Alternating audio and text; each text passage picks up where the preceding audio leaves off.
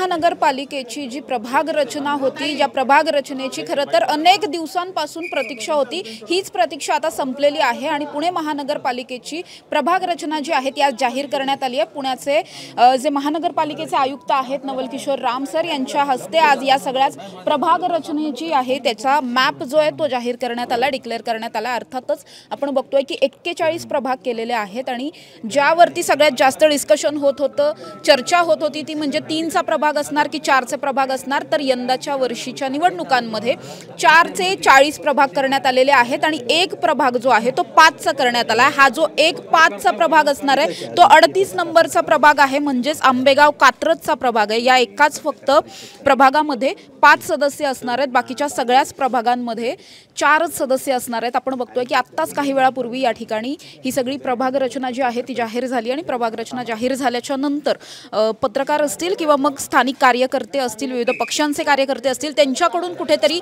प्रभाग रचनेमध्ये आपला प्रभाग कुठे आलेला आहे आणि कशा पद्धतीने प्रभाग रचना केली आहे हे सगळे पाहण्यासाठी कुठेतरी आता एक गर्दी झालेली पाहायला मिळते।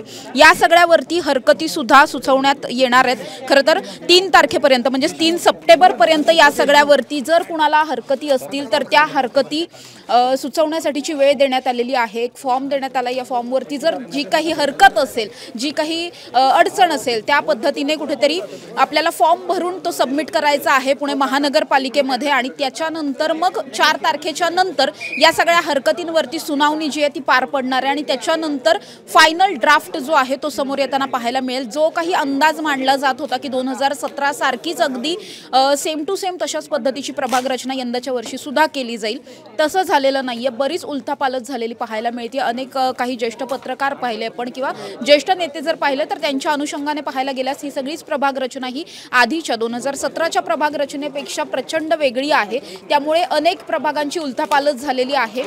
काही पक्षांशी निगडीत कार्यकर्त्यांना या सगळ्यातून किंवा जे उभे राहणार आहेत अशा उमेदवारांना यातून फायदा व्हावा अशा दृष्टिकोनातून प्रभाग रचना केली जात असल्याचा आरोप केला जात होता। ही जी प्रारूप प्रभाग रचना आहे ही बनवण्यासाठी जो आराखडा तयार करण्यात येत होता, या आराखड्यामध्ये सुद्धा गैरप्रकार होत आहेत, गैरव्यवहार होत आहेत। महाविकास आघाडीचे जे सगळेच पदाधिकारी आहेत त्यांच्या वतीने खरं तर हे सगळे आरोप करण्यात येत होते की महायुतीच्या बाजूने ही सगळी प्रभाग रचना केली जाते।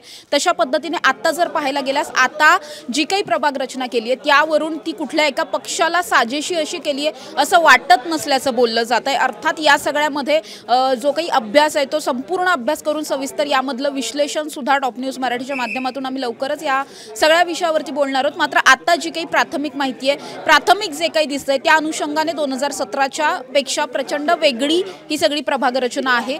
4 प्रभाग जे 4चे 40 प्रभाग आहेत आणि 5चा एकच प्रभाग करण्यात आलेला आहे, त्यामुळे 165ची एकूण सदस्य संख्या असणार आहे। त्याचबरोबर या सगळ्याच्या नंतर आता जी काही निवडणूक लागणार आहे, निवडणूक याच दिवाळीपर्यंत वगैरे होण्याची शक्यता वर्तवली जात होती। अनेक सत्ताधारी मंत्र्यांकडून सुद्धा तशा पद्धतीची वक्तव्य जी आहे ती समोर आलेली होती। मात्र तसं सध्या तरी जी काही प्रोसेस सुरू आहे त्या प्रोसेसनुसार तसं घडणार नाही अशा पद्धतीची कुठेतरी एक शक्यता निर्माण झाली आहे। कारण आहे ते म्हणजे आत्ताची जी काही जर आपण प्रोसेस पाहिली त्याच्यानंतर दिवाळीचा सीझन जर पाहिला, या सगळ्याच्या अनुषंगाने पुढच्या म्हणजे 2026च्या फेब्रुवारी किंवा मार्चमध्ये या निवडणुका होण्याची शक्यता जी आहे ती आता निर्माण झालेली आहे। त्यामुळे पुण्यातली प्रभाग रचना जाहीर झाल्याच्या नंतर सगळेच इच्छुक जे आहेत ते आता जोमाने पुन्हा एकदा तयारीला लागणार आहेत। अनेकांचे प्रभागांची उलथापालथ झाल्यामुळे आता नव्याने तयारी सुद्धा करावी लागणार आहे। त्यामुळे आता या ज्या काही हरकती येणार आहेत या हरकतींच्या सुनावणीच्या नंतर एक फायनल ड्राफ्ट आपल्या समोर कधी येतोय हे पाहणं महत्त्वाचं असणार आहे। कॅमेरा पर्सन शिवाजी साळुंखेंसह समृद्धी जाधव, टॉप न्यूज मराठी,